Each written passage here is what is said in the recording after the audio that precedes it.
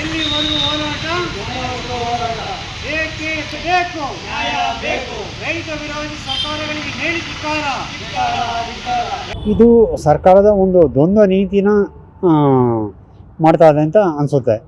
ಯಾಕಂದರೆ ದೇವನಹಳ್ಳಿಗೆ ಒಂದು ನೀತಿ ಅಲ್ಲ, ದೊಡ್ಡಬಳ್ಳಾಪುರಕ್ಕೆ ಒಂದು ನೀತಿ ಅಲ್ಲ, ಮತ್ತು ರಾಜ್ಯಕ್ಕೊಂದು ನೀತಿ ಅಲ್ಲ. ಯಾಕೆಂದರೆ ಅವರು ಜಿಲ್ಲಾ ಉಸ್ತುವಾರಿ ಸಚಿವರು ಮಾತ್ರ ಅಲ್ಲ, ಆಹಾರ ಸಚಿವರು ಕೂಡ. ಇಡೀ ರಾಜ್ಯಕ್ಕೆ ಇದನ್ನು ಒಂದು ಕಾನೂನು ಅನ್ವಯ ಆಗಬೇಕಾಗಿತ್ತು. ಆದರೂ ಇವತ್ತು ತಾವೇ ನೋಡ್ತಾ ಇರ್ಬೋದು, ಇವತ್ತು ಇಲ್ಲಿ ಒಂದು ಕಚೇರಿ ಅಂತ ಇದೆ, ಇಲ್ಲಿ ಕಚೇರಿ ಬಾಗಿಲು ಕೂಡ ತೆಗಿಲ್ಲ, ಯಾವುದೇ ಅಧಿಕಾರಗಳು ಕೂಡ ಇಲ್ಲ.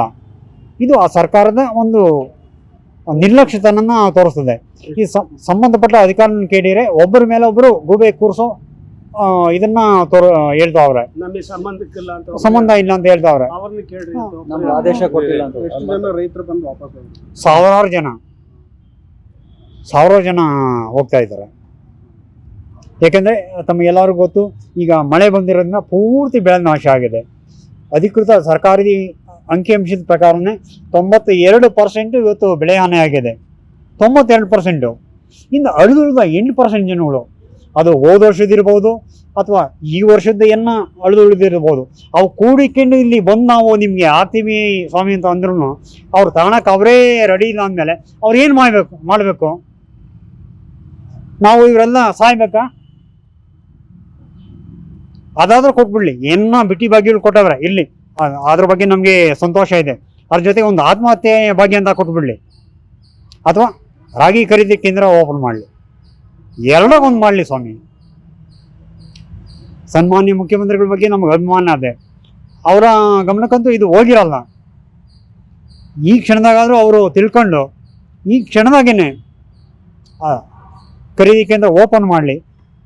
ಈ ನಿಟ್ಟಿನಲ್ಲಿ ಅಳಿದುಳಿದ ಒಂದು ಅಲ್ಪಸಂಖ್ಯಾತ ರಾಗಿ ರೈತರು ಏನವ್ರೆ, ಇದ್ರ ಬಗ್ಗೆ ಒಂದು ಗಮನ ಹರಿಸಲಿ.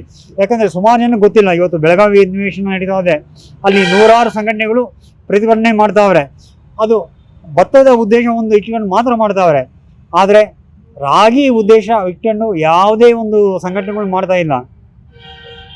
ಇದು ಮುಖ್ಯವಾಗಿ ಗಮನಿಸಬೇಕಾದ ಅಂಶ. ಎಲ್ಲರಿಗೂ ಗೊತ್ತಿರೋಂಗೆ ಇವತ್ತು ಬಯಲುಸೀಮೆ ಏನಿದೆ, ನಮ್ಮ ಬಯಲುಸೀಮೆಯಲ್ಲಿ ಮೇಜರಾಗಿ ಬೆಳೀತಾ ಇರೋದೇ ರಾಗಿ. ಬಯಲುಸೀಮೆ ಬಿಟ್ಟು ಇನ್ನೆಲ್ಲೂ ಇಲ್ಲ ಇಡೀ ದೇಶದಲ್ಲೇ, ಎಕ್ಸೆಪ್ಟ್ UP ಒಂದು ಬಿಟ್ಟು ಇನ್ನು ಇಡೀ ದೇಶದಲ್ಲಿಲ್ಲ. ನಮ್ಮನ್ನ ಯಾಕ ಕಡೆಗಣಿಸವ್ರೆ ಅನ್ನೋದೇ ನಮಗೆ ಯಕ್ಷ ಪ್ರಶ್ನೆ. ಅಧಿಕಾರಿಗಳು ಏನು ಹೇಳ್ತಾರೆ? Not response. ಯಾರು ರೆಸ್ಪಾನ್ಸೇ ಮಾಡ್ತಾ ಇಲ್ಲ.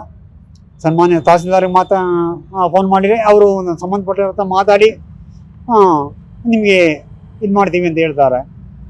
ಶಾಸಕರು ಅದೇ ರೀತಿ ಹೇಳ್ತಾವ್ರೆ. ಸಾಮಾನ್ಯ ರೈತರು ನಾವು ಇವರೆಲ್ಲ ಇಲ್ಲಿ ಜಾತಕ ಪಕ್ಷಿ ಥರ ಕಾದು ಕೂತಿದ್ದೀವಿ.